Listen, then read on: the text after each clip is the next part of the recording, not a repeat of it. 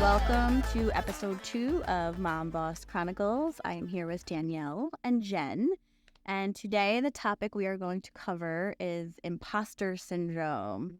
So, do you guys know what imposter syndrome is? What do you think it is? Jenn, you tell us what it is. We don't want to take a guess. So I looked it up because obviously I've heard of imposter syndrome. Yeah. And then I had an idea of what it was. Right. And then once I read it, I'm like, oh yeah, I was kind of right. Yeah. It's a psychological occurrence in which people doubt their skills, their talents, or accomplishments, and have a persistent internalized fear of being exposed as a fraud. Is that what you thought imposter syndrome meant? More or less, yeah.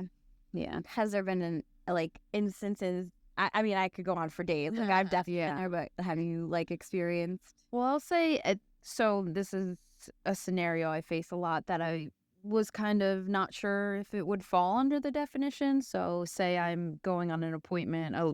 Someone wants to sell their house. I'm going on a listing appointment, and maybe it's a much older couple or a much older man. I'll a lot of the time leave feeling like they're not going to work with me because I'm a young woman. But if I were a man or in my 50s or something like that, they would work with me, and doubting myself and doubting your skills. Yeah, my skills. Yeah, when I know that I can do that job just as good as anyone of any gender or any age. Yeah. So that is something I for sure have dealt with a lot. Yeah. Even though you are a decorated real estate agent, you have credentials. Yes, absolutely. That are it's a ridiculous thought, but I do think, and I have had this conversation with Jenn's husband Gary that we work with, that sometimes this is true. Mm-hmm.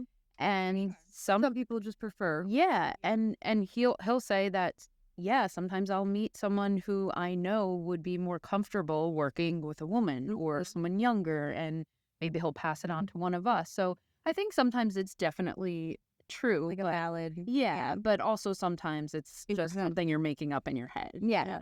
Of course. I mean, you know what you're doing. Absolutely, yeah. Sometimes I hear you talking about deals or coming up with ideas or creative ways to kind of keep a deal together or going. And I'm like, damn, she knows her shit. You do have to get creative. That is for sure. Yeah, for real. Pull out all the stuff. Yeah. Jenn, what about you? I definitely have faced imposter syndrome. I've been in real estate for a really long time, over 15 years. Definitely when I first started, but I was young, right? And I didn't know what I didn't know. And so I was very nervous being in rooms with high producing agents. And then it got to a point 7, 10 years into my career, I was actually a high producing agent, but I still felt very intimidated meeting other high producing agents.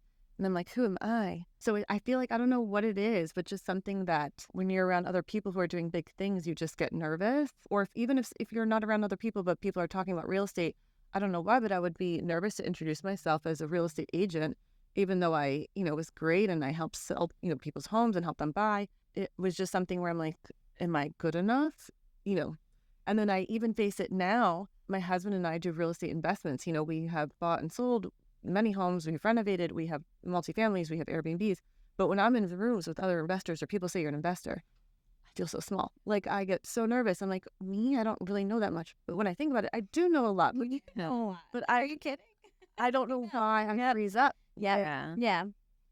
And then even as a mom, I'll be at schools and people talk about PTA or class mom, and I'm like, I didn't send a goodie bag for this random Tuesday. The first Valentine's I remember my son had, he came back with all these note cards or these goodie bags. Oh man, I'm failing. So sometimes, you're in an environment where you're like, am I good enough to be here? Right.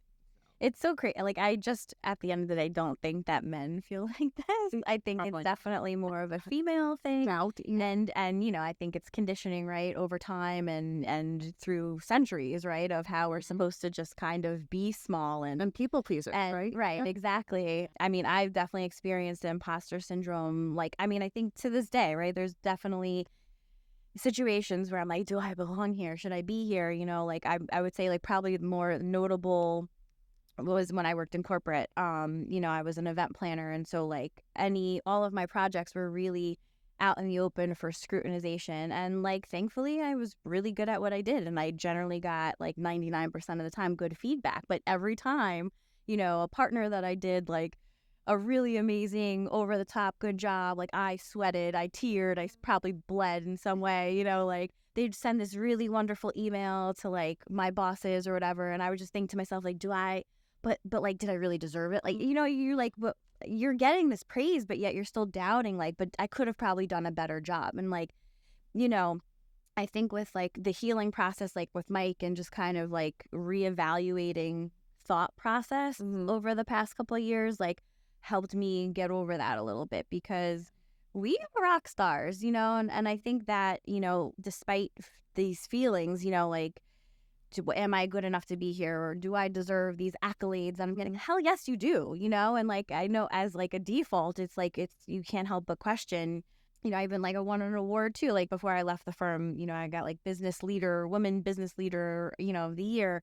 And yeah, I couldn't help but think to myself, well, did they just give me this because like my husband died, but like without thinking about right, like all the things I had done over the past, 8 years and everything. And, I couldn't help but feel like that. And a couple of my friends were like, you're crazy. Like, yeah, dude, you've given your all, and so I feel like, with real estate and kind of pivoting in the career, I'm trying to like talk myself out of it. And you also hope to feel it kind of, yeah. You throw it real estate too? Yeah, of course. Like, especially in the beginning, and even now, sometimes, high producing agents, if I'm calling them on like their listing or something like that, sometimes it's easy to just feel kind of like meager. And then I have to like, I'm like, no. Like, I'm here. I belong here.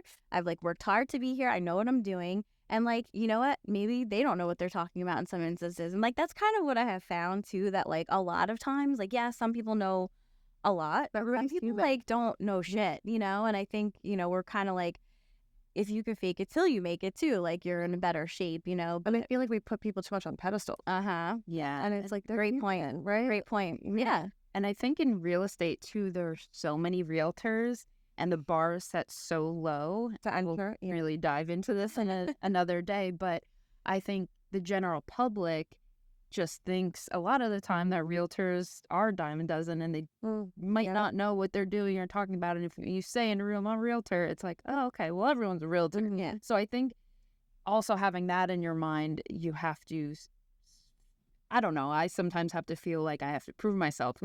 Extra. Yeah. Let me show them that I do know what I'm talking. And I'm a realtor and I'm a mom. Yeah. Sometimes like, but your mommy, young kid. But I'm a good realtor still. Yeah. Okay. Because I have young kids doesn't mean I can't focus. Right. Yeah. And do the job. Yeah. I feel like right. I'm even more of a badass. Yeah. I am multitasking toddlers and still closing deals for you and coming up with creative ways to see the deal to the finish line. Exactly. Yeah. When I first heard about imposter syndrome, I didn't know, obviously there was a word for it. And then when I heard about it, I'm like, yes, I felt that. And it was cool and kind of validating to know that other people feel it too. And that I'm not alone in those fears. Yeah. So that was. Yeah, for sure. And I talked to a couple other people about imposter syndrome. Actually, my sister, my technical sister, lots of stories today, but she is like a high level exec in, pharma, and she's a badass at what she does, and she too, like we were talking, we spent like probably like an hour on the phone just talking about it one day, because she too, like, she's good at what she does. She gets well paid, she's been in the wellness for a long time, and like still to this day, she says she like will sometimes walk into, a meeting or something and doesn't feel like she belongs at the table. And I think that, like from the outside looking at her, because I think she's extraordinary, and she is, clearly, it's just crazy to think that even someone in her position like can still feel that way. Yeah. And I think that across the board, a lot of women feel like that. And so I hope that this episode like helps kind of encourage our friends, right? Yeah. I think what helps is acknowledging it, right? Step one, acknowledge it. And then step two, face it. Yeah. Feel the fear and do it anyway. Yes, you may have the fear, but you just have to keep, I guess, talking to yourself. Like, I think self-talk is so important. Yeah. And the best way to help with imposter syndrome is just keep self-talking to yourself. I am good. I am competent. I am what they need. Like, unapologetic confidence. Yeah. Like, we could have imposter syndrome about sitting here right now. Totally. Right? Starting a podcast. Yeah, 100%. So are we. Yeah. I don't want to hear Yeah. say. Yeah. It's interesting though. You said your sister-in-law, she walks into a meeting and feels inadequate. I wonder if that were a room filled with only women, would she feel the same way? Mm. Yeah. And it's crazy because I feel like a lot of that is subconscious, right? Yeah. You don't even realize. I'm like, I don't know, is that like what? But then you're right, because I feel like subconsciously sometimes we are. Because you think back in school, right? Yeah. Like I remember being afraid to raise my hand. Oh, I was an idiot. Yeah. And like, especially if the boys were there. Oh, yeah. And like getting called up to the board. It said do a math problem, like sweating. But even though you know like that, because I love drawing. Of course you did. Of course you did. You probably have really nice handwriting. Oh, too. no, I don't. No. I do not know this about me. It's like chicken scratch. But yeah, I feel like it's definitely something that we face no matter what age, how long you've been doing it, like who the audience is. Yeah, absolutely. But it's good to know that other people go through it and that, I feel like you can overcome it for sure. Yeah. I feel like so like some of the things I've done to try to Like tactics? yeah, like I mean this has to do with pretty much anything in life. If you feel like you just need that extra like if the first thing you do in the morning is just like your I am affirmations, like you have to pump yourself up. Yeah. Because like the only person who's going to be the biggest cheerleader for you is you, Mm-hmm.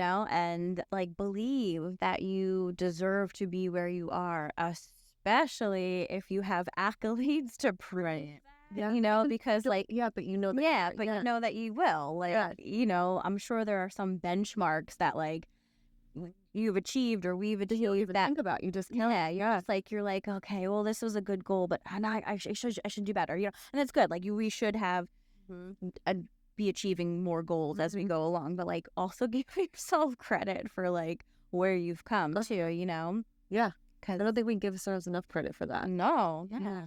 no, I try to like sit down some days and I'm like, okay, this is like where I want to be, and I'm doing the damn thing, and like, Yeah. okay, you gotta talk yourself out of it. I mean, does that happen every day? No, though. There's some days where I like, Yeah, mindset's important, I feel like, to accomplish or overcome right, imposter syndrome. mm-hmm. And I think surrounding yourself around good people, right? Totally. Because Yeah. what helped me in real estate back then, so this is crazy. So now that I'm thinking back on my journey, I started real estate, I was 24 years old, and I was definitely younger. You're like a baby, Right? And I'm going against 40-year-olds. I'm 40 now, but I'm going against 40-year-olds who are established, and I'm like, have a sphere, yeah, like have like, why would they want to work with yeah, me? Yeah. I met other 20-year-olds at that time who were still good friends of mine, who I adore, and were in my inspiration, and they're still in the business. And I think that helped. Yeah. Like surrounding myself with amazing other women who I'm like, I look up to them and they're my peers, like, was so helpful. So I feel like if you can find that person that you admire, even if it's somebody on social media or a book that you read, like, I think you need to find that inspiration and just know that if they can do it, you can do it, and you can overcome anything. yeah, So, Right. yeah, yeah. I think if not, it might start affecting your work. All right. Yeah. You're Completely doubting yourself all the time. yeah, that anxiety kind of takes over and Yeah. will start affecting things 'Cause negatively. You then start speaking stuff into, Yeah. distance. yeah. Yeah. And I think what helps too is knowing that at the end of the day, like at our core, we're just like genuine people, right? Like our intents are always pure and genuine, whether it's work or moms or business, like, and just trusting that. Be like, I am going to be the best I can because I'm just trying to be genuine. Then I think that should outshine anything and help you overcome that. Yeah. And to that point, like you're showing up and you're giving your best on that day, or the best you can that day. And then like if it wasn't a great day, tomorrow's a new day. Like it's a whole new chapter that you can kind of start. And Yeah. yeah. It's okay to have those bad days. Mhm. Yeah. Yeah, absolutely.